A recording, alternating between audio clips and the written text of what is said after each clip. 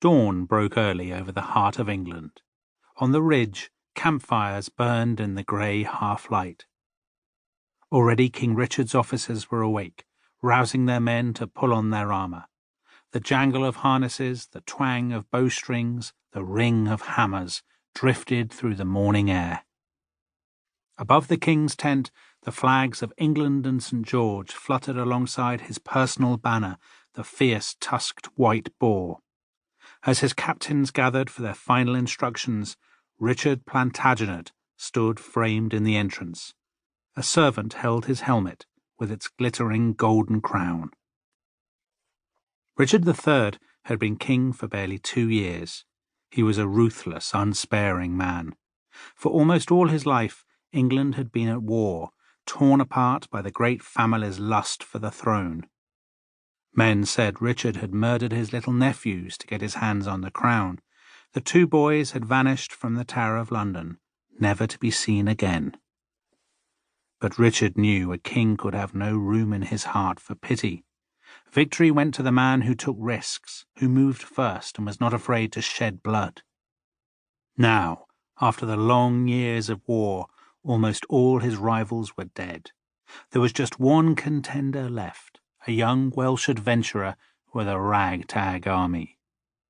For the last few days, Richard had pursued his prey across England, and by the morning of the 22nd of August, 1485, near the village of Bosworth, Leicestershire, he had found him. Now Richard stared down at the rebels below, his eyes clear and cold. In just a few hours, he told his captains, they would be celebrating their crowning victory.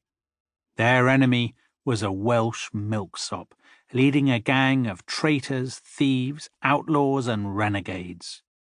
Now Richard raised his voice. "This day I will triumph by glorious victory," he cried, "or suffer death for immortal fame." A great roar rose from the royal army. Their swords gleamed in the morning sun. This was it, the last battle.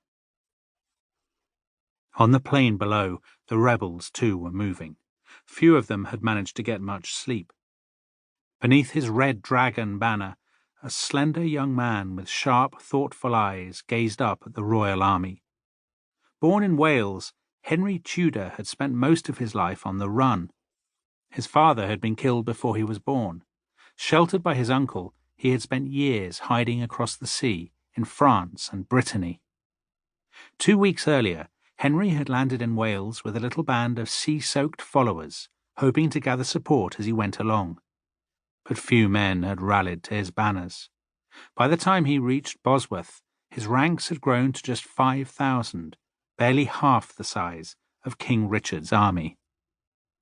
Henry had always been a cautious, careful man.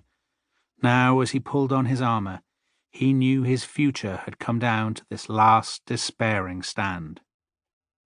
For days he had been sending messages to the most powerful noble family in England, the Stanleys, begging for support.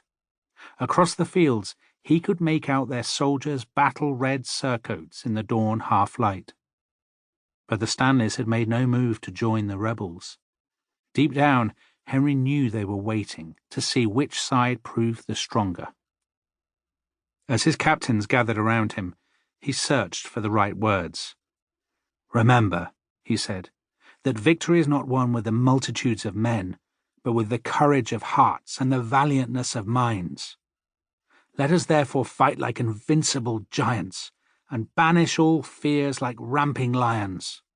And now advance forward, true men against traitors, true inheritors against usurpers, the scourges of God against tyrants." Cheers rang through the rebel ranks. But as Henry lowered his visor, he could feel the fear building inside him. All his life he had been the plaything of fate, but now, when it mattered most, it seemed his luck had run out. Cannon fire thundered around the field of Bosworth. King Richard's foot soldiers were streaming downhill, their voices raised in blood-curdling battle cries. Halfway down the hill, the 2 lines met in a clash of steel. Everywhere men were falling, shouting, screaming, dying.